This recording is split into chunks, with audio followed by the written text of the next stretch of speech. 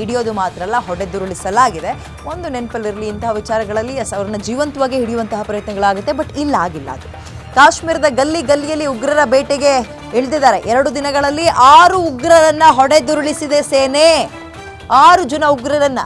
ಪುಲ್ವಾಮಾದಲ್ಲಿ ಉಗ್ರರು ಮತ್ತು ಸೇನೆಯ ನಡುವೆ ಗುಂಡಿನ ಚಕಮಕಿ ಆಗ್ತಾ ಇದೆ. ನೋಡಿ, ಸೇನೆ ಪ್ಲಸ್ ಸೇನೆ ಇಲ್ಲ, ಉಗ್ರರು ಪ್ಲಸ್ ಸೇನೆ ಜೊತೆಗೆ ಮತ್ತೆ 3 ಜೈಷ್ ಎ ಮೊಹಮ್ಮದ್ ಉಗ್ರರ ಎನ್ಕೌಂಟರ್ ಆಗಿದೆ. ಅಂದರೆ ಆ ಸಂಘಟನೆ ಒಂದು ಸೇರಿದಂತಹವರ ಟೆರರಿಸ್ಟ್ಗಳ ಎನ್ಕೌಂಟರ್ ಆಗಿದೆ ಕಳೆದ 48 ಗಂಟೆಯಲ್ಲಿ.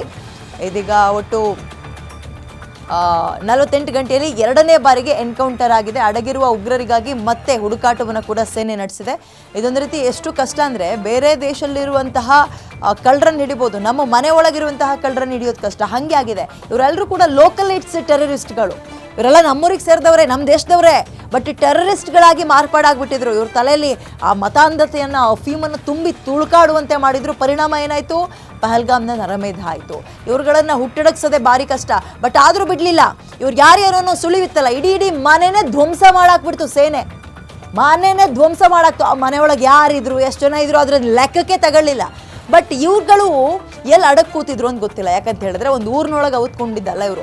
ದೊಡ್ಡ ಪ್ರಮಾಣದ ಕಾಡು. ಆ ಕಾಡಿನೊಳಗೆ ಎಲ್ಲೆಲ್ಲಿ ಅಡಗು ತಾಣವನ್ನು ಒಂದು ನಿರ್ಮಾಣ ಮಾಡ್ಕೊಂಡಿದ್ರು, ಎಲ್ಲಿ ಸ್ಟೇ ಆಗ್ತಾ ಇದ್ರು, ಇವರಿಗೆ ಇನ್ಫಾರ್ಮೇಷನ್ ಲೀಕ್ ಮಾಡ್ತಾ ಇದ್ದಿದ್ದು ಯಾರು, ಇವೆಲ್ಲವೂ ಕೂಡ ನಿಜಕ್ಕೂ ಯಕ್ಷ ಪ್ರಶ್ನೆ ಆಗಿರುತ್ತೆ.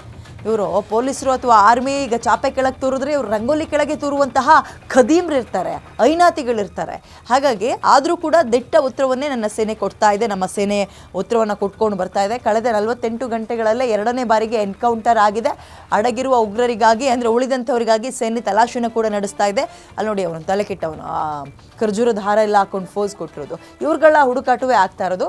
ಒಟ್ಟಾರೆಯಾಗಿ ಇನ್ನೂ ಉಳಿದಂಥವರ ತಲೆ ಉರುಳಿಸೋಕೆ ಅಥವಾ ಅವ್ರನ್ನ ಹಿಡಿಯೋಕೆ ಒಂದು ಪ್ರಯತ್ನಗಳಂತೂ ಆಗ್ತಾ ಇದೆ.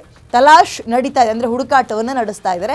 ನೋಡೋಣ ಮುಂದಿನ ಕ್ಷಣಗಳಲ್ಲಿ ಅಥವಾ ಮುಂದಿನ ದಿನಗಳಲ್ಲಿ ಇನ್ನೂ ಯಾರ್ದೆಲ್ಲ ತಲೆ ಉರುಳತ್ತೆ ಅಥವಾ ಜೀವಂತವಾಗಿ ಸಿಕ್ಕಿ ಅವರಿಂದ ಉಳಿದಂತಹ ಇನ್ಫಾರ್ಮೇಷನನ್ನು ಕೆದಕುವಂತಹ ಕೆಲಸ ಯಾವಾಗ ಆಗುತ್ತೆ ಅನ್ನುವಂಥದ್ದನ್ನು, ಎಷ್ಟರ ಮಟ್ಟಿಗೆ ಅನ್ನುವಂಥದ್ದು ತಪ್ಪಾಗುತ್ತೆ ಆ ಪ್ರಶ್ನೆ ಕೇಳಿದ್ರೆ ನಾವು. ಯಾಕಂದರೆ ಅದೇ ಕೆಲಸದಲ್ಲೇ ನಿರತರಾಗಿದ್ದಾರೆ ನಮ್ಮ ಸೇನೆ.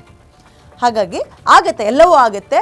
ಬಟ್ ಹೇಳ್ತಾ ಇದ್ದೀವಲ್ಲ, ಅವ್ರು ಚಾಪೆ ಕೆಳಗೆ ತೂರಿದ್ರೆ ಇವರು ರಂಗೋಲಿ ಕೆಳಗೆ ತೂರುವಂತಹ ಐನಾತಿಗಳು, ಇವರು ಹಲ್ಕಟ್ಗಳು. ಹಾಗಾಗಿ ಸ್ವಲ್ಪ ಮಟ್ಟಿಗೆ ಶ್ರಮವನ್ನು ಹಾಕ್ತಾ ಇದ್ದಾರೆ.